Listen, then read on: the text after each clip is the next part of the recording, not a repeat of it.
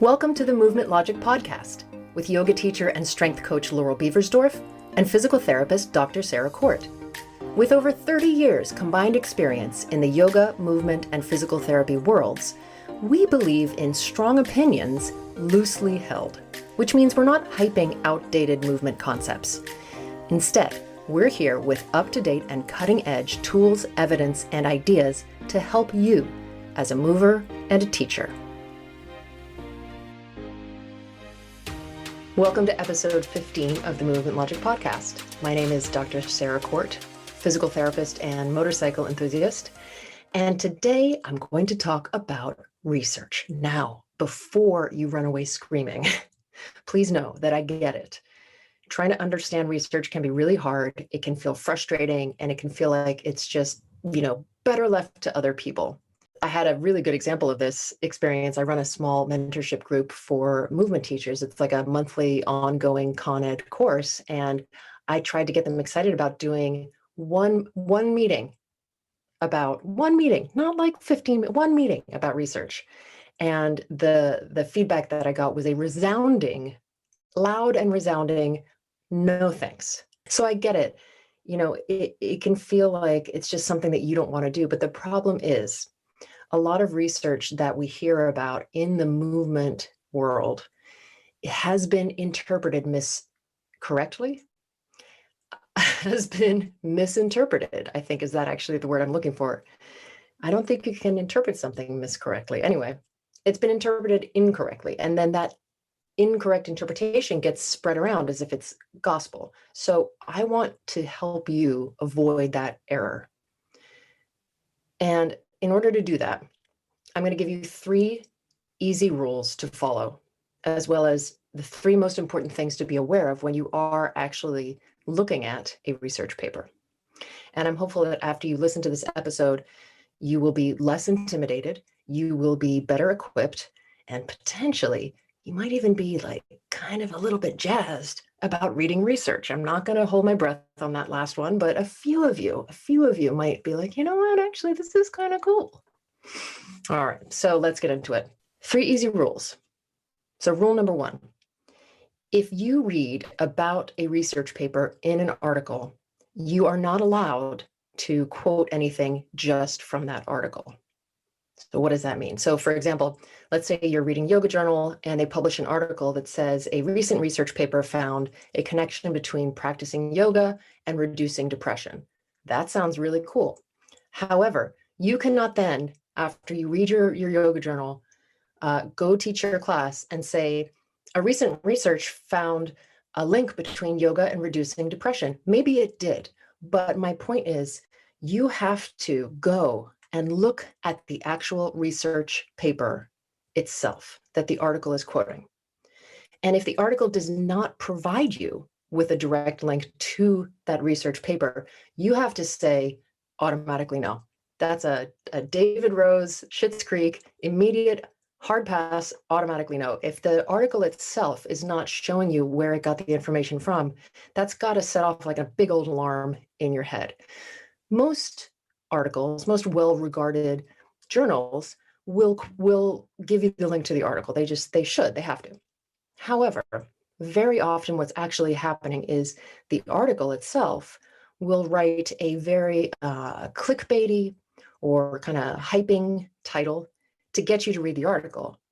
But when you then go click on the research paper and read what the research is actually saying, it doesn't actually say the same thing that the article is claiming that it does.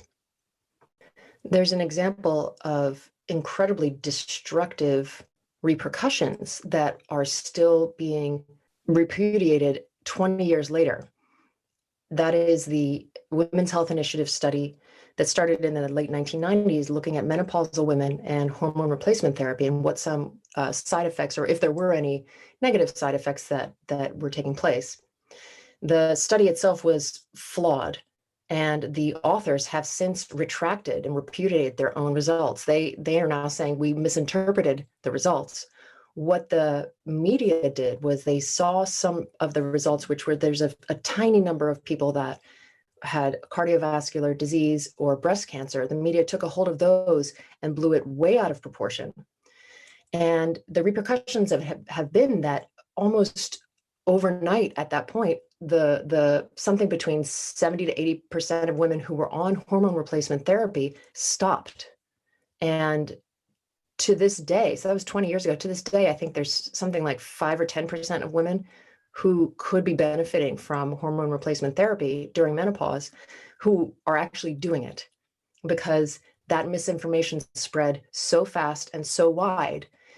And as someone who is doing a small amount of hormone replacement therapy, the amount that I'm permitted to as a breast cancer survivor, for my own medically induced menopause symptoms, which are significant, I can't fathom going through this without the help that I'm getting. And the number of women who are suffering needlessly, continue to suffer needlessly for years and years and years from all of the symptoms of menopause that can be treated is it's just makes my head want to explode. So that's a really strong example of how a misinterpretation by an article or a media or some other piece of media can cause huge ripple effects into society. So if you're like, well, okay, but you're telling me don't just read the article, go back and read the research paper, but I don't know what I'm supposed to look for in the research paper. Don't worry. I am going to tell you in a little bit. But at the moment, we're still on our 3 easy rules. So rule number 2, if you are taking a class and the class teacher says, research has shown, and then they say something that is either super vague, like deep breathing is good for you, or super specific, like this yoga asana pose prevents diabetes, or they can't really explain what they mean, ask them afterwards if they can send you a link to the research or where they read about it, or where they got this piece of information that they are disseminating in class. And if their answer is something like, oh, my teacher told me, or I read this thing online, you do not get to repeat what they said and call it facts. People say ridiculous things in class that they have heard from who knows where, from teachers, from other friends, a headline on an article that they didn't read.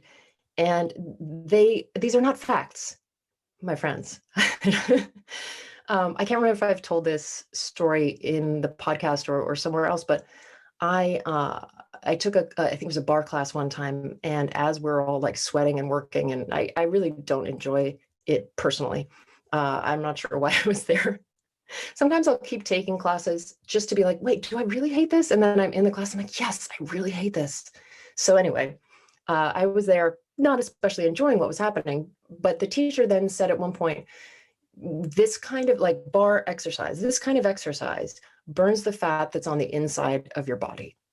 And I was just like, what are you talking about? As opposed to the fat that I brought in my purse, like all of my fat is on the inside of my body. So it made no sense at all, right? People say weird things.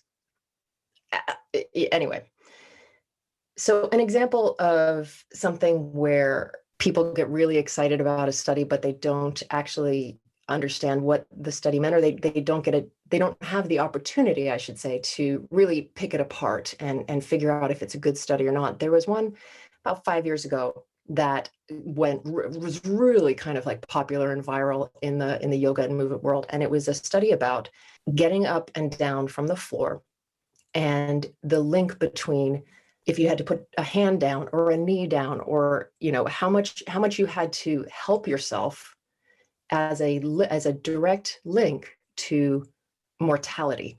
The way that it worked was if you could stand up without using your hands, that was the best score. And then every sort of hand or elbow or knee that you had to put down, you got points detracted. So there are a few things when I looked at the study that are really just kind of off. First of all, if you're not walking around practicing getting up and down from the floor without using your hands, it's not actually that easy to do. And you would probably put a hand down whether or not you actually need to. from a strength or flexibility standpoint. You would just do it because it's easier. And the instructions, the verbal instructions that people were given were, without worrying about the speed of movement, try to sit and then rise from the floor using the minimum support that you believe is needed, which to me is super vague because, the minimum support I believe is needed, I would just sort of like, well, I believe I'm going to put my hand down first because that's going to be the most comfortable way to do this, right? So I'm not getting information around, I understand that they're trying to not bias people about how to do it, but at the same time, I don't know, just to me, the wording of it is very vague and misleading a little bit. The criteria for the people who were included in the test, they specifically excluded people who played sports. And by excluding people who played sports, they were automatically skewing their results towards less functional, less strong, less mobile people.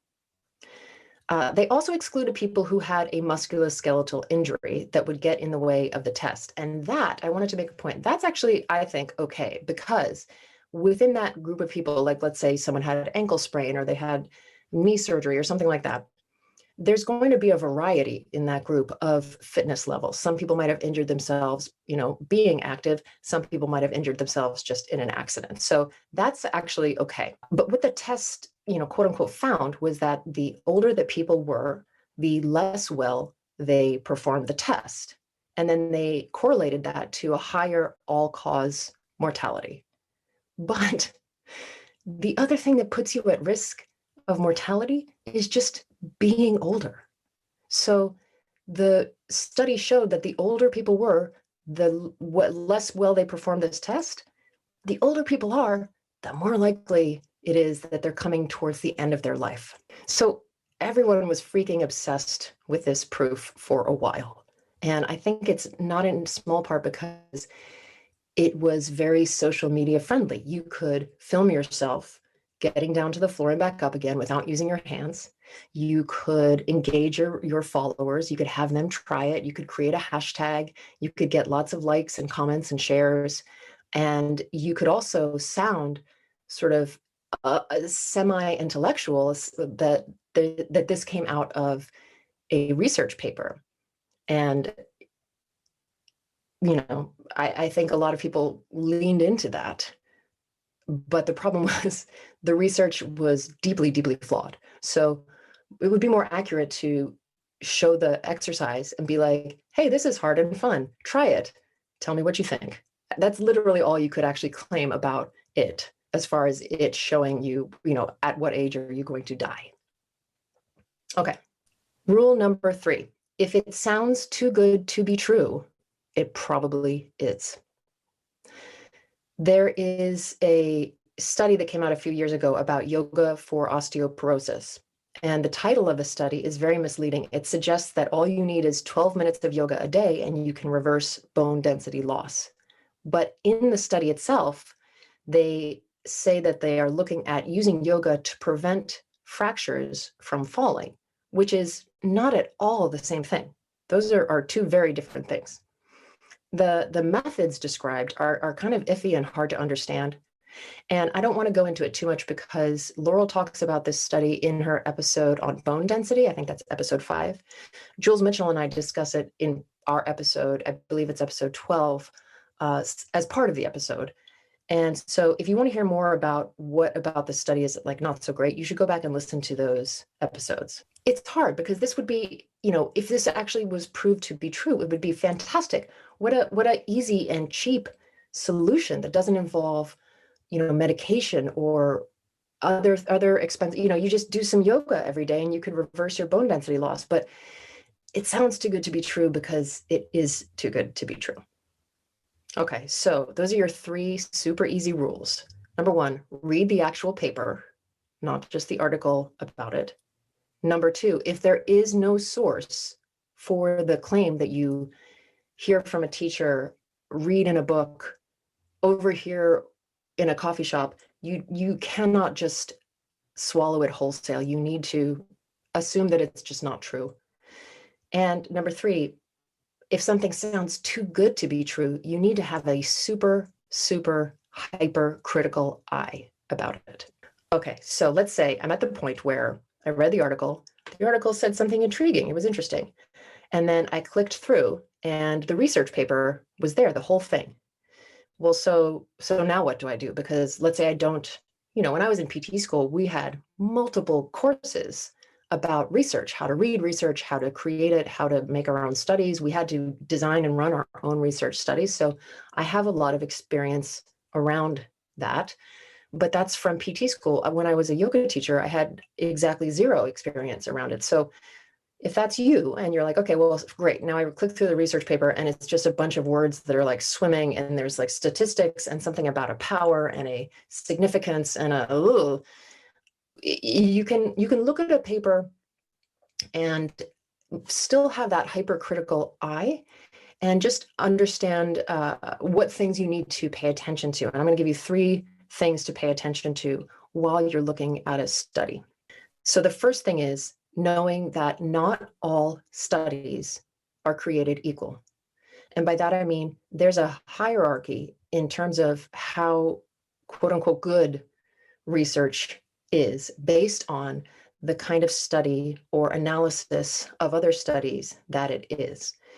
And essentially, the ones that you can put more faith in are the ones that are higher up in that hierarchy. So the categories that I want you to keep an eye out for are 3. The first one is something called a systematic review. So with a systematic review, you are not creating your own new research study. You're not getting volunteers and all that kind of stuff. That's not what you're doing. What you're doing is you're coming up with a question, and then you are going through the existing research and using existing research to answer it. So you pick out, 1,000 studies that are on that topic, and then you exclude the ones that aren't specifically related to your question. And then you go through and you pick out the ones that are well designed, well put together, and you leave out the ones that are not well designed, not well put together. And then you use that to get the answer to your question. And so what's good about that is instead of it being a solo study, you are looking at possibly hundreds of other studies on this topic. And so there's more data, and so we get better results that way. Within a systematic review, you would also be very likely to do something called a meta-analysis. A meta-analysis is our second category. So we've got systematic review when you have a question and that you're going to get it answered by looking at a bunch of other studies. Within that systematic review, you may do something called a meta-analysis, but you could also do a meta-analysis just by itself. So a meta-analysis is when you take a bunch of studies that are all on the same subject, and you just you go through the same process where maybe you exclude them if they're not as good or if they're not quite on the same subject or things like that. You get sort of a core bunch of studies, and then you extract all of the results from all of the studies and kind of blend them together and do your statistical analysis on that big pool of data. So what's really good about that, which hopefully makes, or you may already intuitively be like, oh, that sounds good. Again, instead of, let's say, your study that you ran that had 100 people in it, now we have a data pool of 50,000 people. And so the, outliers become much smaller in terms of how often they pop up when we get more and more data like that. So those 2, systematic review and meta-analysis, those 2 are when you are looking at research that has already taken place. The third category that is of the best types of research is something called a randomized controlled trial. So this is the gold standard of running a study. What's so good about it is that people who are in the study are allocated randomly into treatment group or a control group, meaning there's going to be people getting whatever's happening and there's going to be people who aren't. So you have that comparison. In addition, the people running the trial, running the study, are blinded. It just means they don't know whether the person they're working with is in the getting the trial, getting the treatment, or getting the control. So any bias that they might have, unconsciously brought can't be there. All of these things are supposed to help control for any sort of accidental bias that might come in that would change the results. So basically, it's just about making everything very random in terms of who gets treatment, who doesn't, not letting people have access to pieces of information that might change the way that they run the study, things like that. And so that's the best possible way to run a study. There are other types of studies, like there's a cohort study, a case control, a case study. Those all may not be bad. They may be actually very well run. But in terms of how much you want to give them value, let's say, they're just not as good as the others. So for your purposes, you want to really keep an eye on systematic review, meta-analysis, and randomized control trial. And you'll know which one it is because it'll say it in the title or in the very early part of the study. So you're not going to be combing through being like, oh my, what is, I don't know what this is. Hey guys, it's Sarah. Laurel and I really hope you're enjoying the new Movement Logic podcast. We are having such a good time. We both really love sharing ideas with each other and getting sparked by things that the other person has learned. Our goal for the show was to help you feel the same way so that you can feel excited and inspired by what you're learning and even maybe take some of these ideas into your teaching. That would be amazing if that's what happened. I'd be so happy because oh my God, we both know what it feels like to be uninspired, to be stuck in a rut, desperately trying to come up with new ideas. So you take another training and it just ends up you fall back into your old habits, the things you already know how to do because it's too hard to change who you are as a teacher. We've all been there. The whole reason why we created the Movement Logic tutorials was so that you can enhance what you're already good at instead of trying to be some other different kind of a teacher. Every Movement Logic tutorial contains so much to help you do that. Hours and hours of anatomy, kinesiology, myth busting. Myth busting is maybe my favorite part of the whole thing. But most importantly, dozens of exercises that help you with strength or flexibility or functional movement, whatever you and your clients want to do in their life.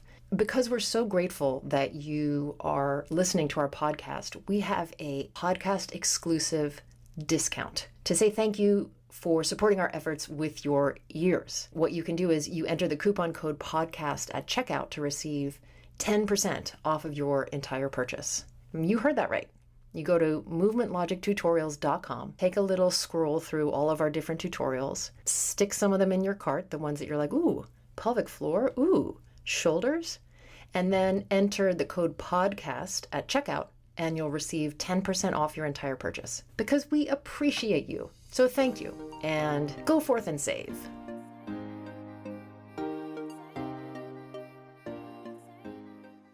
So second criteria is, has anyone else replicated this study? So let's say it's a study that's a randomized controlled trial and you look at it and you're like, wow, that's really good. The way in the research world, one of the ways that research is found to be valuable, found to be, believable and accurate is if somebody else can go in and take your study and do the exact same thing and get the same results. There was a while ago a study about something called power positions that I think a lot of people have probably heard of, where it's claimed that if you adopted a position of confidence, power, of taking up space before a stressful event like a job interview, that it would boost your confidence, your self-esteem, that it would even improve your memory, your pain tolerance, and decrease your fear. And this was that thing of standing with your feet wide and your hands on your hips or with your arms up and reaching in like sort of a V shape. And, it got a lot of immediate attention as well, because it sounded like, well, that seems pretty easy. And I just go in the bathroom before my interview and put my hands on my hips and take up a lot of space. And then I'm going to march into this interview and nail it. That sounds great. But nobody was able to replicate this study and get the same results. And in the world of research, that's kind of considered the same as like, you made this up. I'm not trying to make any sort of claims about any of the research that I'm talking about today. I'm just presenting you with my interpretations of information. But it is a really, really big deal if you can't replicate someone's study. There's a great example of a study that has been replicated many, many times. And that is when they do an MRI of sort of randomly collected people who don't have back pain, and they do MRIs of their low back, and they find a huge number of people have things like a disc herniation and stenosis, disc degeneration, all kinds of degenerative issues, injuries, or just sort of repetitive overuse, all that kind of stuff. And none of these people are having any back pain. And so that has really drawn a line through the idea that your back pain is being caused by your disc herniation, or your back pain is being caused by your bone spurs or any of those things. And that study has been replicated many, many times. So that is evidence that you should still go read it, but that is evidence that you can say, okay, more than one person has been able to do this and they get the same results. Therefore, this is pointing towards this being really very accurate.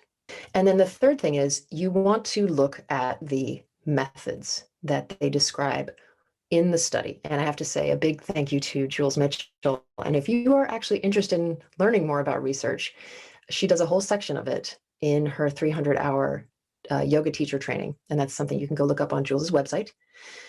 But the methods, so there'll be a section of the study, it's usually pretty early on, just called methods. And methods is supposed to describe how they did the study. So in theory, you should be able to look at the methods and replicate it, right? Because we know now that's one of the ways that we can ensure that the research that we're reading is actually good quality research. But if you read the methods and you can't replicate it, or you read the methods and you're like, there's nothing about this explains how you are then extrapolating this other piece of information, then that's another really good thing to be able to do. Don't worry about all the like statistical analysis and the discussion and all of that kind of stuff. That is, I mean, feel free to read it, obviously, but it can get super intense. I still hate statistics. I couldn't stand it at school. I still cannot stand it, but being able to look at the methods is one sort of, it's an easier entry, I think, to understanding research. So what I thought I would do is take the methods from the study about getting down to the floor and back up again without using your hands or your knees or whatever, and go through it and just sort of go through it line by line and tell you what the issues are that I see. So in that study, they used a specific test that was already in existence that had been used in other studies. And that's actually a really good thing to do, because it just gives you more of that accuracy and authenticity in what you're doing. You're not making up a new test that has no backing. So it's a test called the sitting rising test, and or shorthanded as SRT. So they're using a specific test that's already been used. That's good. We already know that they have filtered out basically the more fit people, which I find problematic. Okay, and so now I'm just going to quote the methods.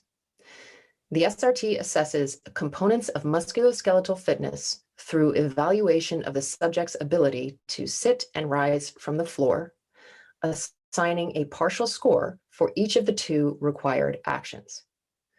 So, okay, already this test is described as assessing musculoskeletal fitness. It's not assessing mortality. So your ability to do the test or not do the test does not automatically reflect mortality. All it reflects is musculoskeletal fitness. So already I'm running into, this is hugely problematic. But let's continue. So I'll keep going.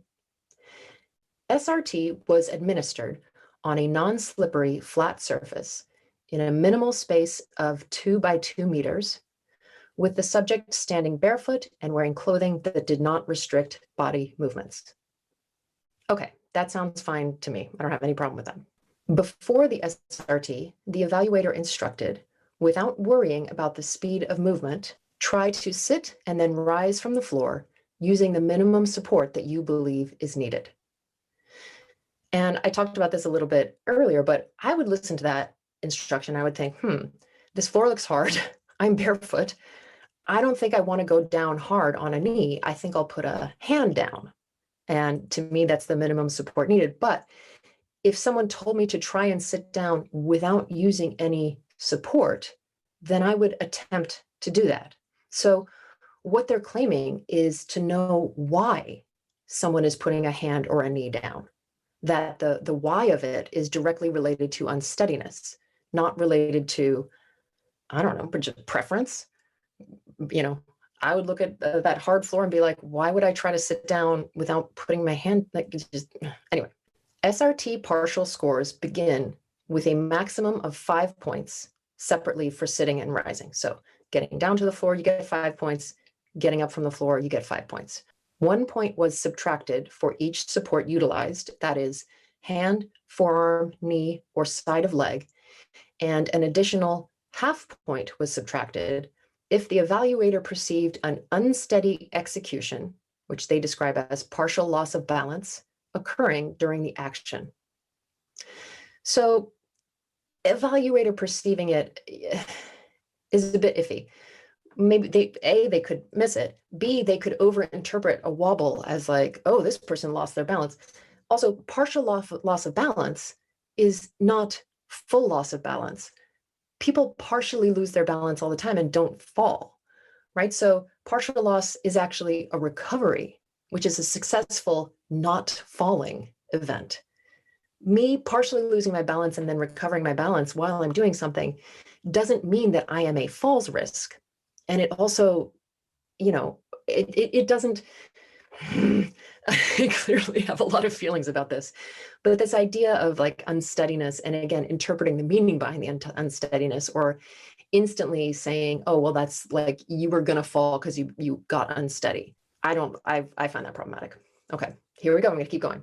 In addition, 1 point was subtracted if the subject placed one hand on the knee in order to sit or rise. I have mixed feelings about that. Lots of people put their hands on their legs to sit, to stand up or to sit down. Honestly, not that they necessarily need to. They just kind of think maybe they need to. Crossing the legs for either sitting or rising from the floor was allowed, while the sides of the subject's feet were not used for support. And I just find that confusing. How am I supposed to be sitting cross-legged on the ground and not have the side of my feet touching, and then somehow get on the soles of my feet to stand up? That seems like a lot of, I'm just confused by that. I find that weird. If a 5 score was not obtained, the evaluator provided some advice that might assist the subject to improve their SRT score in other attempts. If you're watching the video of this, you can see that my eyebrows are essentially at my hairline, and I'll tell you why. At no point in the study did they tell us how many attempts each person got, just that they take the results, they take the score from their best attempt. So does everybody get the same number of attempts? Is there a, you get 3 attempts and we take your best one, you get 5 and we take your best one? Do some people get 5 and some people get like that? Already there's so much room for question in there, and it's not clearly delineated. And then finally, there is a video, and it's on YouTube, and I'll put the YouTube link in the notes where it shows you the SRT test, the performance and the scoring. And the only new piece of information from that video was that the quote unquote evaluator advice was basically, instead of doing that the way you just did it, try it like this instead. So they essentially demonstrate how they want the person to do it. So, that's an example of going through the methods with a fine-tooth comb, and really just, you don't have to have a ton of experience reading research to get the sense that it's a bit fuzzy, right? You might have thought that some of the things that I was picking apart was being a little too picky, but again, like, we're assuming you were going to go and try to replicate this study, and that would give us proof that it's a good study, right? You actually can't replicate it because we're missing information about how scores were given.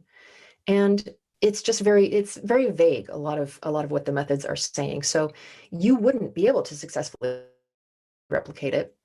And so already that tells it's not great. But then also the correlation that they're making, the biggest red flag to me is that the test that they use is a measure of musculoskeletal fitness. It's not a measure of mortality. And that they are then extrapolating mortality rates from it, when in fact, mortality rates also correlate with just how old the person was. So there's a big leap in the conclusion that they're drawing in this study. Okay, hopefully you are still awake and I haven't lost you completely, because I want to talk about one more thing. What does all of this matter? If you're sitting and you're listening to this and you're like, I'm still not convinced that I need to be able to do all of this or that it's really important. But if you have the ability to look at a few things in a study and get a broad sense of the quality of the study, that is going to tell you a lot about how much faith you should put in the results of the study. And then whether that is something that you should be including in either the way that you teach or the subjects that you talk about with your students, the way that you talk with your peers. If you're in a class and you hear someone reference a study, but you know that you looked at it and you're like, it's really sketch, you could then go up to that person and say, hey, it does sound cool, doesn't it? Have you read the paper? Let me give you this link, because actually it doesn't do what it claims it does. And then we are stopping this misinformation campaign, one person at a time, right? Or maybe if you have a large social media reach, you can do it lots of people at a time. If you come across some interesting research or you hear about a lot of people talking about some new study, the most important thing that you can do is not just go, oh, wow, cool, and then quote it in your next class. Keep your critical eye and your critical ear, both of them, and keep them open.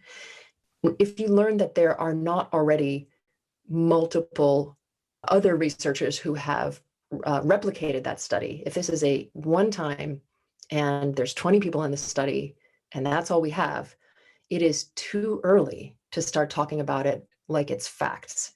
And in a situation like that, even the researchers themselves should be saying more studies are needed. Okay. I hope that this has been informative and helps you understand the value that research has, but also that it's really important not to just swallow everything you hear and learn and read hook, line, and sinker just because it's called a paper. A note to you listeners that you can check out the show notes for links to the references that I mentioned in this episode. You can visit the Movement Logic website, where we have a mailing list for free content and our all-important sales on tutorials, all that information. You can watch the video of this episode if you want to see what my face looks like while I'm recording. And that is at movementlogictutorials.com/podcast. Thank you so much for joining me today. It really, really helps us if you liked this episode to subscribe on Apple Podcast, Stitcher, Spotify, or wherever you get your podcasts. And then to review it on Apple Podcasts, etc. If you can write us a review, we would be so appreciative. We read them. It makes our little hearts so happy to hear that you are listening and enjoying it. And if there's something that you would like us to talk about on the podcast, stick it in that review and then we'll definitely see it for sure. Join us again next week for more of the Movement Logic podcast and more of our loosely held yet very strong opinions.